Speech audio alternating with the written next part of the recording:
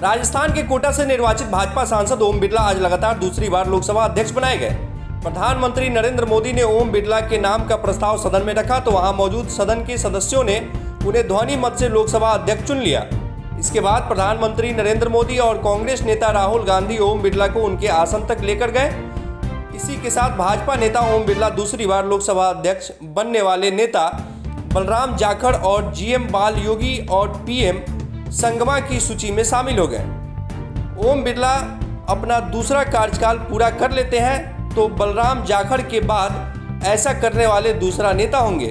दूसरी बार कई नेता लोकसभा अध्यक्ष बने लेकिन 5-5 साल कार्यकाल पूरे नहीं कर पाए। सिर्फ बलराम जाखड़ ने ही साल 1980 से 85 और 85 से 89 तक अपने दोनों कार्यकाल पूरे किए। आपके चेयर है, आप संभालें प्लीज।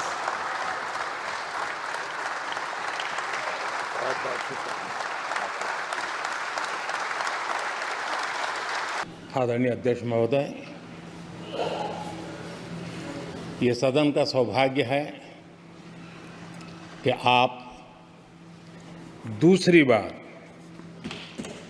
इस आसन पर विराजमान हो रहे हैं।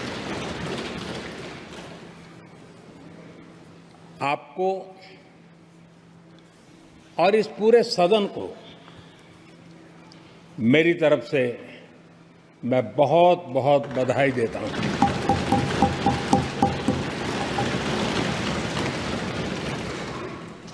आदरणीय अध्यक्ष जी,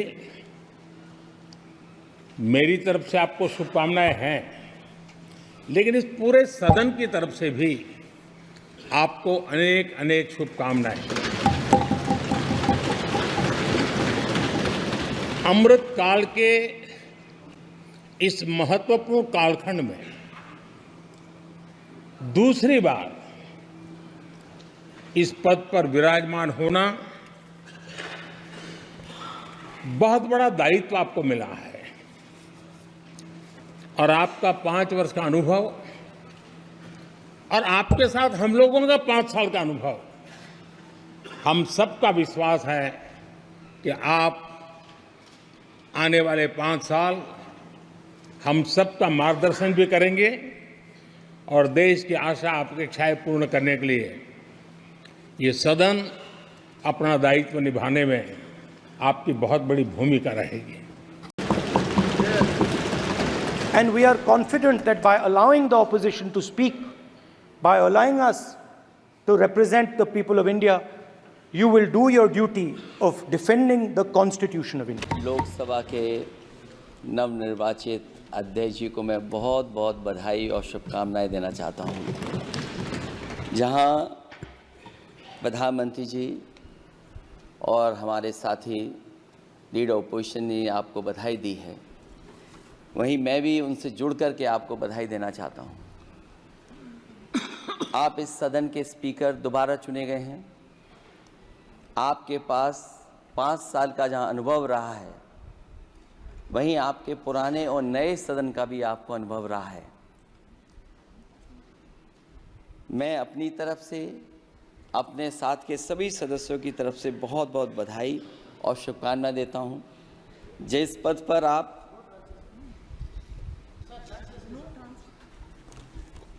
जिस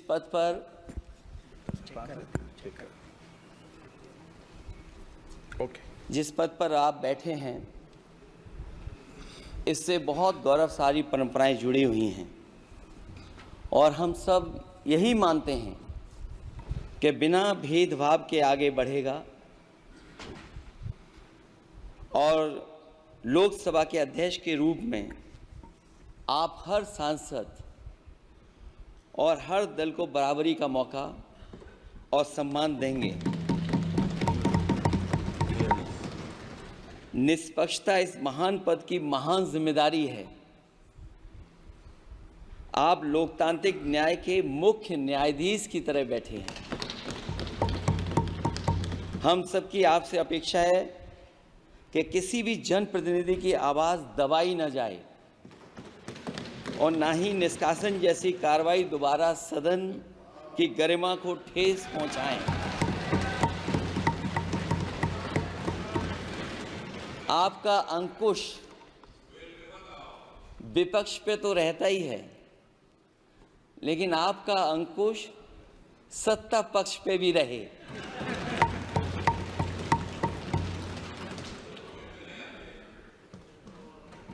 अध्यक्ष महोदय, आपके इशारे पर सदन चले, इसका उल्टा ना हो।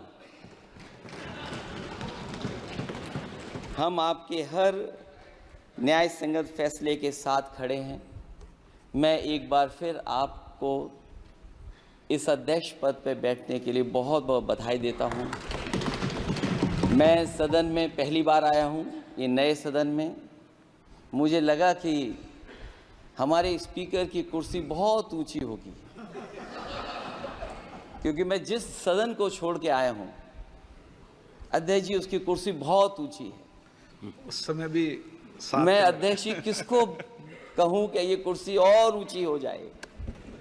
जहां ये नया सदन है, वही मैं आपकी पीठ के पीछे देख रहा हूं, पत्थर तो सही लगे हैं, सब कुछ अच्छा लगा है, लेकिन कुछ दरार में मुझे कुछ सीमेंट अभी भी लगा दिखाई दे रहा है।